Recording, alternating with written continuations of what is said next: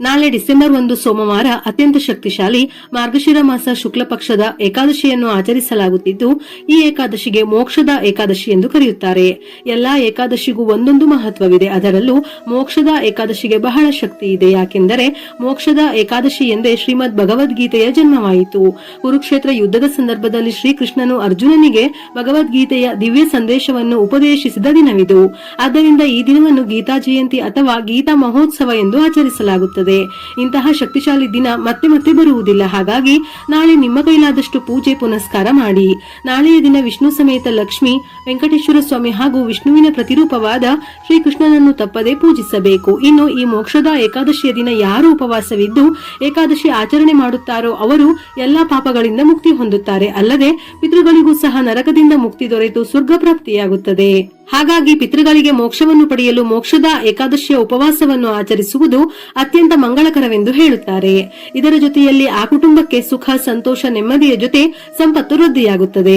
ಏಕಾದಶಿ ತಿಥಿ ಸಮಯವು ನವೆಂಬರ್ 30 ರಾತ್ರಿ 9:29 ಪ್ರಾರಂಭವಾಗಿ ಡಿಸೆಂಬರ್ 1 ರಾತ್ರಿ 7:01 ಮುಕ್ತಾಯವಾಗುತ್ತದೆ. ಪ್ರಾಚೀನ ಕಾಲದಲ್ಲಿ ವೈಖಾನಸ ಎಂಬ ರಾಜನು ಗೋಕುಲ ನಗರವನ್ನು ಆಳುತ್ತಿದ್ದನು. ಒಂದು ದಿನ ರಾಜನು ತನ್ನ ತಂದೆ ನರಕದಲ್ಲಿ ನರಳುತ್ತಿರುವಂತೆ ಹಾಗೂ ತನ್ನ ಆತ್ಮಕ್ಕೆ ಮೋಕ್ಷವನ್ನು ನೀಡೆಂದು ಬೇಡಿಕೊಳ್ಳುವಂತೆ ಕನಸು ಕಂಡನು.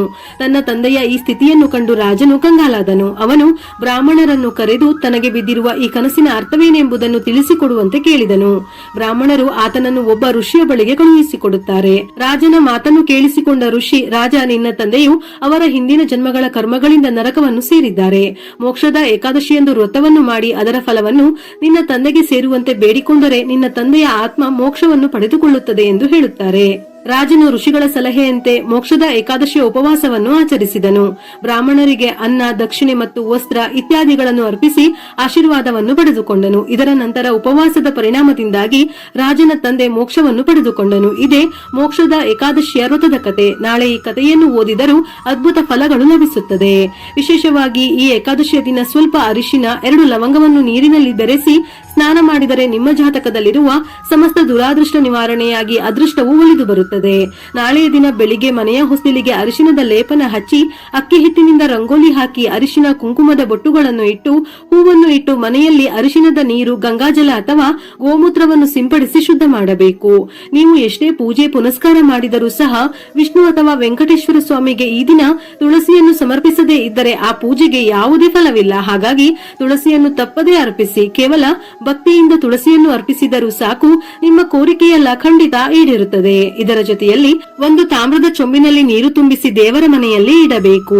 ನಾಳೆಯ ದಿನ ವಿಷ್ಣು ಮೂರ್ತಿ, ವೆಂಕಟೇಶ್ವರ ಸ್ವಾಮಿಯ ಮೂರ್ತಿ ಅಥವಾ ಫೋಟೋ ಇದ್ದರೆ ಹೂವಿನಿಂದ ಅಲಂಕರಿಸಿ ಗಂಧ ಹಚ್ಚಿ ಕುಂಕುಮದ ಬೊಟ್ಟುಗಳನ್ನು ಇಟ್ಟು ತುಳಸಿ ಮಾಲೆಗಳನ್ನು ಅರ್ಪಿಸಿ. ಲಕ್ಷ್ಮೀ ದೇವಿಗೆ ಗುಲಾಬಿ ಹೂವುಗಳಿಂದ ಅಲಂಕರಿಸಿ. ಈ ಮಾರ್ಗಶಿರ ಏಕಾದಶಿ ದಿನದಂದು ತುಳಸಿ ದಳಗಳಿಂದ ವೆಂಕಟೇಶ್ವರ ಸ್ವಾಮಿ ಅಥವಾ ವಿಷ್ಣು ದೇವರನ್ನು ಪೂಜಿಸಿದರೆ ಬಯಸಿದ ಕೋರಿಕೆಗಳೆಲ್ಲ ತಕ್ಷಣವೇ ಈಡೇರುತ್ತದೆಯಂತೆ. ಇನ್ನು ನಾಳೆಯ ದಿನ ಅಕ್ಕಿ ಹಿಟ್ಟಿನಿಂದ 7 ಅಥವಾ 2 ದೀಪವನ್ನು ತಯಾರಿಸಿ ದೀಪಾರಾಧನೆ ಮಾಡಿ. ಅಕ್ಕಿ ಹಿಟ್ಟಿಗೆ ಸ್ವಲ್ಪ ಬೆಲ್ಲ, ಹಾಲು ಮತ್ತು ತುಪ್ಪವನ್ನು ಸೇರಿಸಿ ಹಿಟ್ಟಿನ ದೀಪ ತಯಾರಿಸಿ ಕುಂಕುಮದ ಬೊಟ್ಟು ಇಟ್ಟು ಪ್ರತಿ ದೀಪಕ್ಕೂ 7 ಬತ್ತಿಗಳನ್ನು ಸೇರಿಸಿ ಹಸುವಿನ ತುಪ್ಪದಿಂದ ದೀಪಾರಾಧನೆ ಮಾಡಿದರೆ ಶ್ರೇಷ್ಠ. ಸಾಧ್ಯವಿಲ್ಲವೆಂದರೆ ತುಪ್ಪದ ದೀಪವನ್ನು ಸಹ ಬೆಳಗಿಸಬಹುದು. ನಾಳೆ ನೈವೇದ್ಯಕ್ಕೆ ಬಾಳೆಹಣ್ಣು, ಪಂಚಾಮೃತ, ಹಸಿ ಹಾಲು, ಬೆಲ್ಲದ ಪಾನಕವನ್ನು ಅರ್ಪಿಸಬಹುದು. ನಾಳೆಯ ದಿನ ಶ್ರೀಮದ್ ಭಗವದ್ಗೀತೆಯನ್ನು ದೇವರ ಮನೆಯಲ್ಲಿಟ್ಟು ಅರಿಶಿನ, ಕುಂಕುಮ, ಹೂವನ್ನು ಇಟ್ಟು ಪೂಜಿಸಬೇಕು. ಹಾಗೆಯೇ ಕೃಷ್ಣನಿಗೆ ನೈವೇದ್ಯಕ್ಕೆ ಬೆಣ್ಣೆಯನ್ನು ಇಡಬೇಕು. ಪೂಜೆಯ ನಂತರ ತಪ್ಪದೆ ಪ್ರತಿಯೊಬ್ಬರು ಭಗವದ್ಗೀತೆಯನ್ನು ಓದಬೇಕು. ಈ ರೀತಿ ಪೂಜಿಸುತ್ತಾ ಗೋವಿಂದ ನಾಮಗಳನ್ನು ಅಥವಾ ಓಂ ನಮೋ ಭಗವತೆ ವಾಸುದೇವಾಯ ಎಂಬ ಮಂತ್ರವನ್ನು 108 ಬಾರಿ ಜಪಿಸಿ. ಏಕಾದಶಿಯ ದಿನ ಈ ಶಕ್ತಿಶಾಲಿ ಮಂತ್ರವನ್ನು ಪಠಿಸಿದರೆ ಪೂರ್ವ ಜನ್ಮದ ಪಾಪಗಳೆಲ್ಲವೂ ನಿವಾರಣೆಯಾಗಿ ಅದೃಷ್ಟ, ಐಶ್ವರ್ಯ ಒಲಿದು ಬರುತ್ತದೆ. ಅದೇ ರೀತಿ ಈ ಏಕಾದಶಿಯ ದಿನ ಒಂದು ಶಕ್ತಿಶಾಲಿ ಮಂತ್ರವನ್ನು ತಪ್ಪದೆ ಪಠಿಸಿ. ಅದೇ ಓಂ ಕೃಷ್ಣಾಯ ಗೋವಿಂದಾಯ ಗೋಪೀಜನ ವಲ್ಲಭಾಯ ನಮಃ.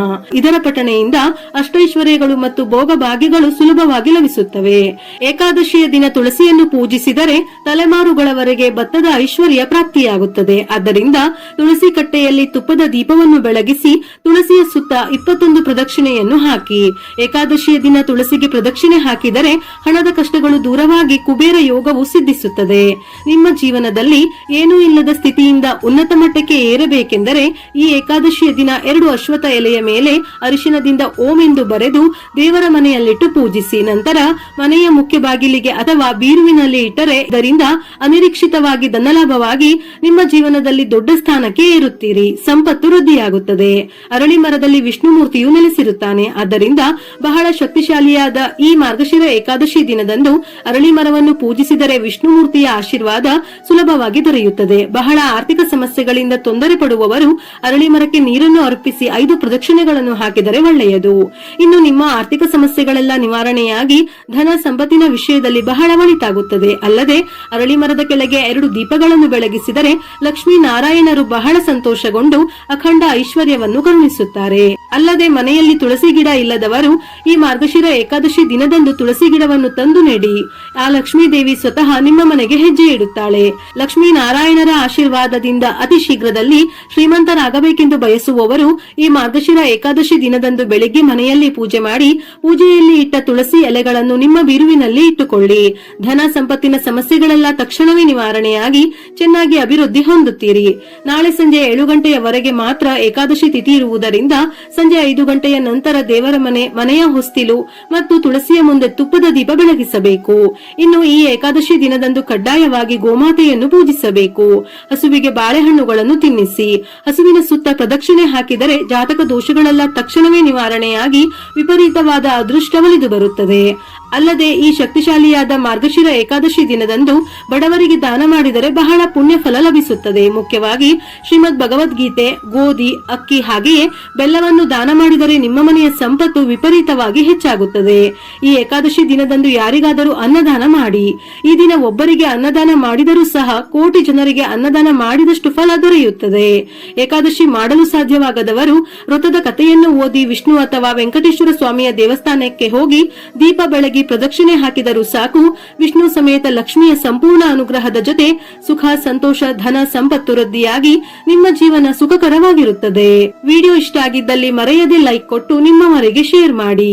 ಇದೇ ರೀತಿಯ ಮನಮುಟ್ಟುವ ಉಪಯುಕ್ತ ಮಾಹಿತಿಗಳಿಗಾಗಿ ಮತ್ತೆ ಭೇಟಿಯಾಗೋಣ.